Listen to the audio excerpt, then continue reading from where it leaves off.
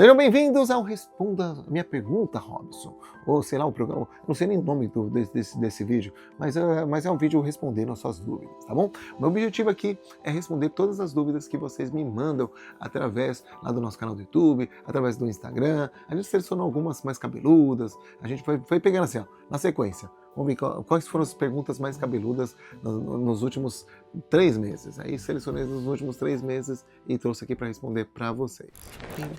Vamos ver, dia de gravação, tá frio, eu e a Mari vamos tomar um chazinho gostoso, camomila, baunilha e mel.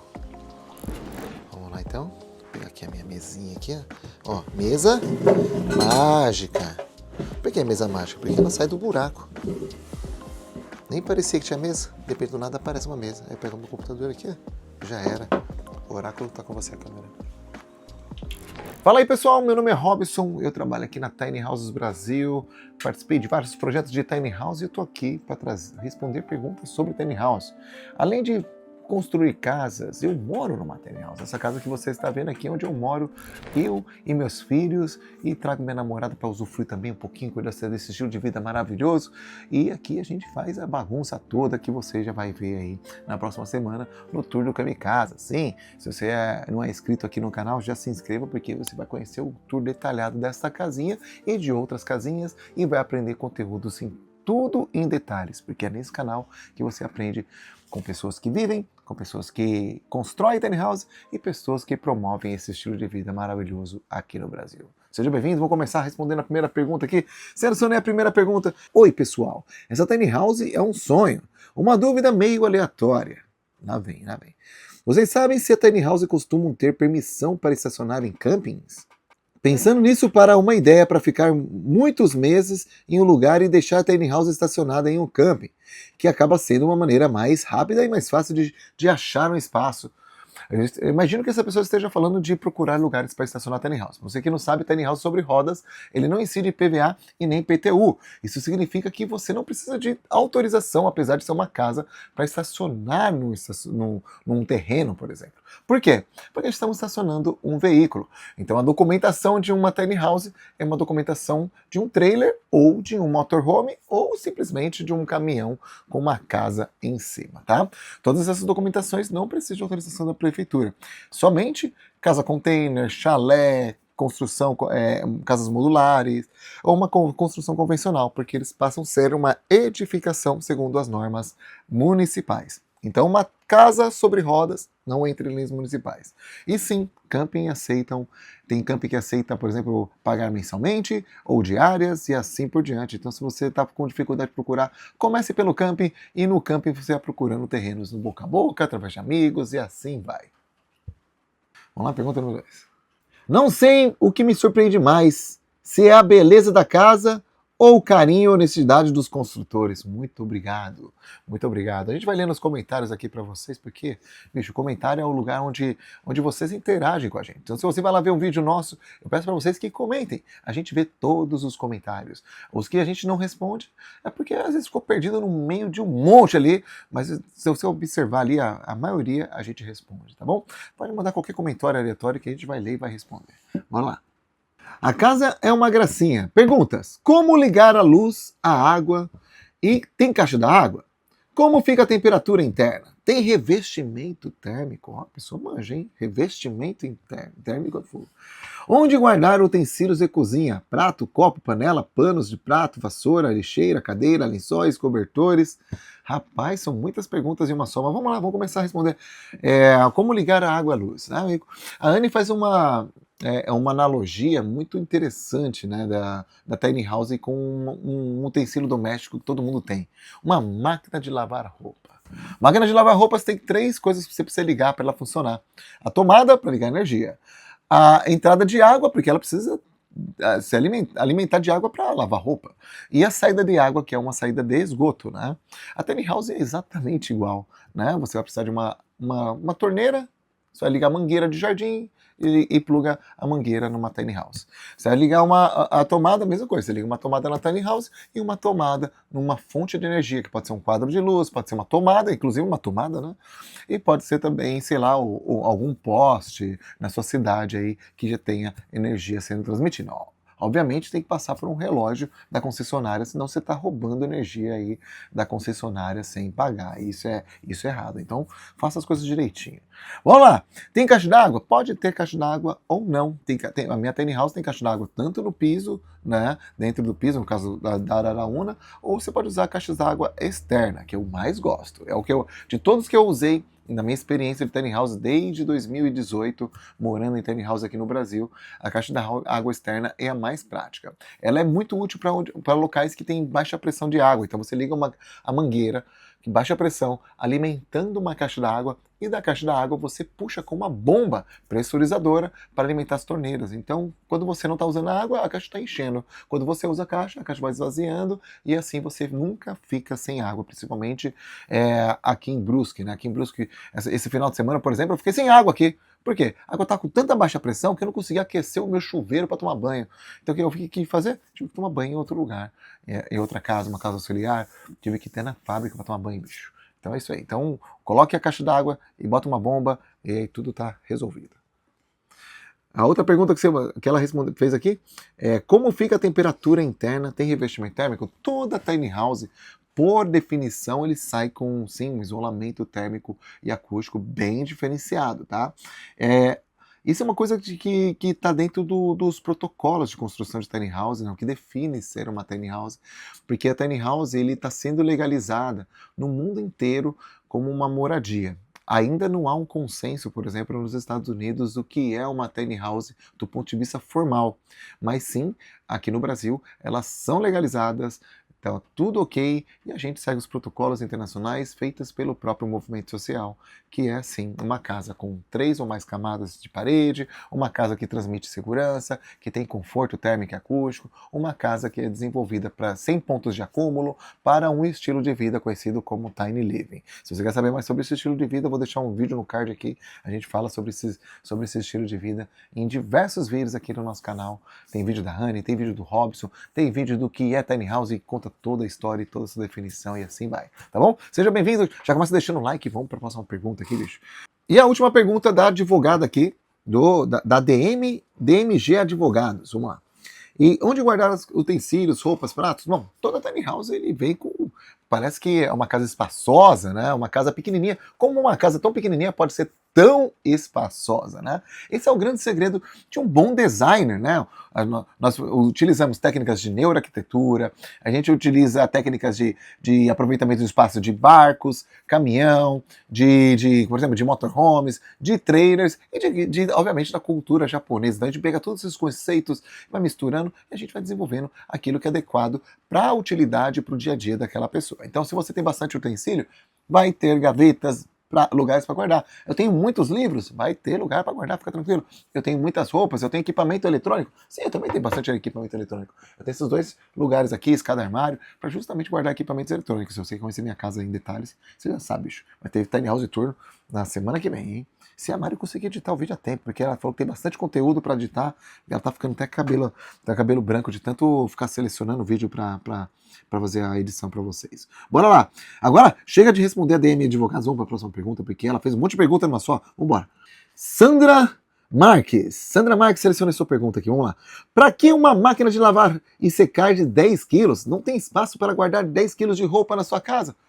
Como eu disse para vocês, a tiny house ela é produzida, ela é projetada com espaços para guardar aquilo que você considera essencial. É óbvio que é uma casa que você não vai viver com excessos, como numa casa convencional, que tem pontos de acúmulo, tem maleiro para você guardar um monte de coisa que você nem lembra que você tem, né?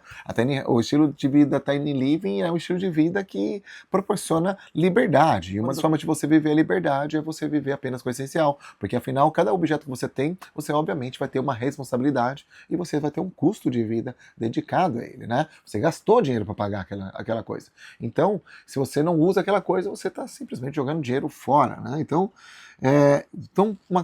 uma máquina de lavar roupa de 10 quilos numa casa para uma família, por exemplo, de 4 pessoas, ou um casal que trabalha todos os dias, tem que trocar roupa todos os dias, não é uma máquina grande, é uma máquina, pelo contrário, que vai ajudar no dia a dia, né? Na minha casa, por exemplo, uma máquina de 10 quilos iria muito bem, porque eu tenho 2 crianças, né?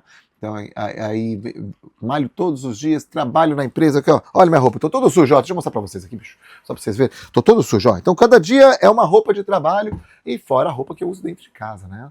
Então aí eu saio com a roupa do trabalho, tiro a roupa, faço a roupa de academia.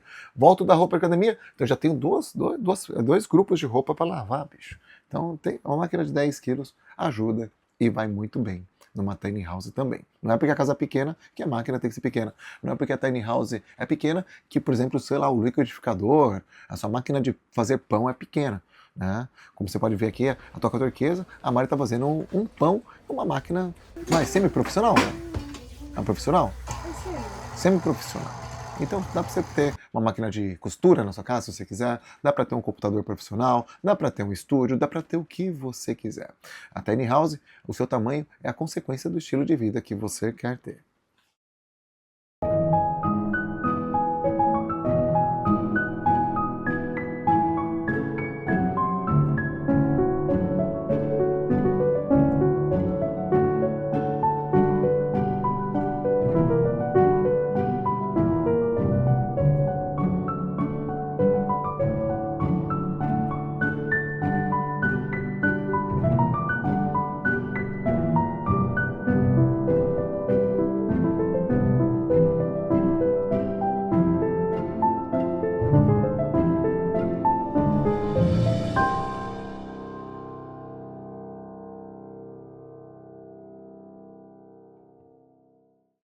Próxima pergunta é da Maristela Mela Marinho.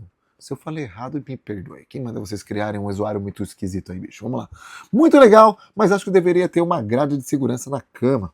Que levantasse quando fosse para dormir e abaixasse quando fosse assistir televisão. Provavelmente ela está falando da Fênix, né? Imagine uma pessoa sonâmbula. Ou uma criança levantando na noite sem acordado direito. Tipo aquela criança meio bêbada, você sabe? Ou que sai pela frente da cama. Aí você já sabe o que acontece. A criança vai cair lá de cima, claro que vai cair. É por isso que existem outras soluções, né? Então, novamente, a gente volta naquele assunto, né? Toda a tiny house ela é desenvolvida para o dia a dia daquela pessoa. Tem pessoas que não são sonâmbulas, tem pessoas que não bebem, como eu, por exemplo, eu não bebo álcool, entendeu? Eu não gosto de tomar cerveja, eu não gosto de já tomei cerveja, já tomei vinho, já tomei muitas vezes, mas eu já passei de uma idade, eu já cheguei numa fase que eu falei, bicho, eu quero estar sóbrio, porque o presente está tão gostoso, bicho, o presente está tão legal, a vida está tão legal, por que eu vou ficar bêbado se tudo já está legal, né? Então, aí eu não preciso de distração, não preciso de aliviar. Tá tudo tranquilo, tá tudo tranquilo. Então, sim, sua casa pode ter um parapeito, pode ter um corrimão, pode ter uma cordinha separando, pode ter uma parede, como estou mostrando aí nos exemplos aí no vídeo para vocês, tá bom?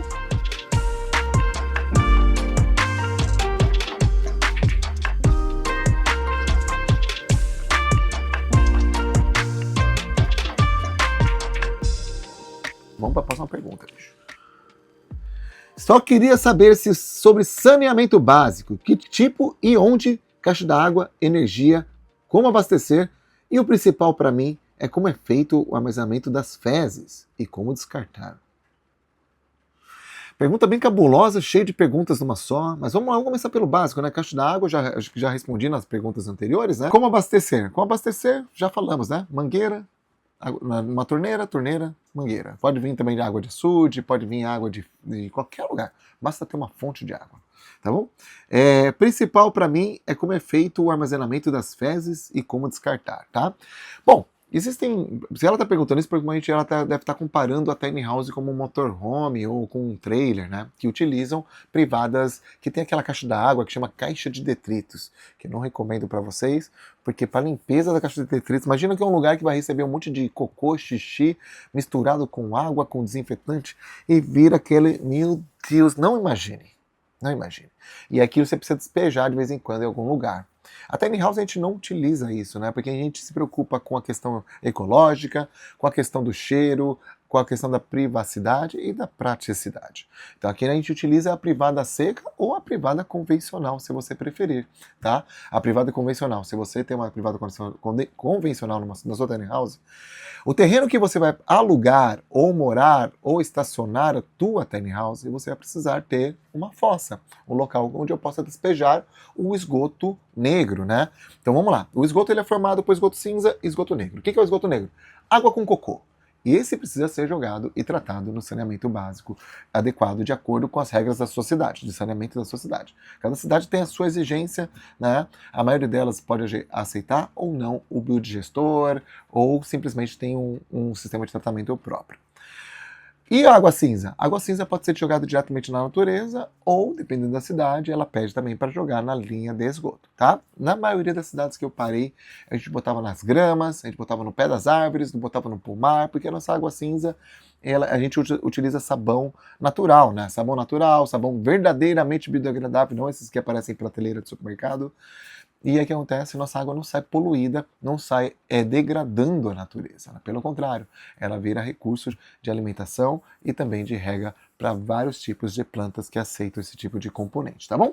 Basicamente é isso. Então, onde vai ser no cocô? Se for privada seca, vai ser num espaço, num balde ou num recipiente que vai ter um pó que é chamado pó de serra, ou pode ser qualquer pó que é rico em carbono, né? Para fazer a compostagem, tá? Terminou, encheu, bota na composteira, ou você pega um saquinho, joga no lixo da sua cidade. Simples assim. E aí você começa tudo de novo a privada, tá bom? E se for privada convencional, só dá descarga, tudo se vai. E você tem o porta-pote? O porta-pote, já sabe, aquela loucura, né? Pega a maletinha, passa pra todo mundo com aquela maletinha, todo mundo sabe que tá carregando cocô com xixi, vai no banheiro, abre aquela tampinha e aquele cheiro sobe, aquela mistura, como uma caixa de detritos. É isso aí.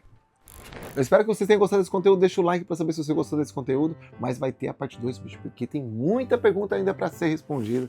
E para o vídeo não ficar muito longo e cansativo para vocês, a gente volta com parte 2 dessa primeira seleção, tá? E não esqueça de deixar o like, como eu disse para vocês, porque se esse vídeo tiver bastante like, tiver bastante interação, a gente entende que vocês gostaram desse vídeo e que vocês querem mais vídeos como este, tá bom?